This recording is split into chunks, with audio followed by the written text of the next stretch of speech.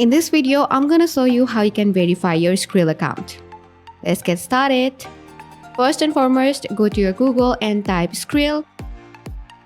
Click on the very first link that you get. And once inside, you can see login and register. Go ahead and click on login.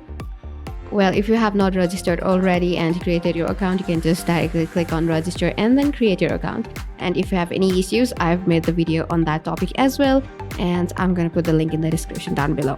Now just click on login, and after that enter your email address and password and login.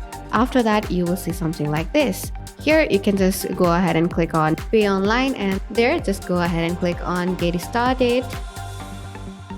And now you have to complete your registration. Okay, here you have to add address, your CD, postal code, date of birth, your phone number, and once you've completed all that, just go ahead and click on next.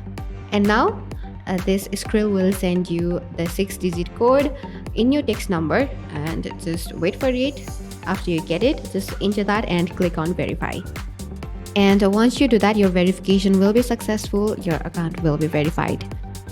Now you can add your card details and do the transactions.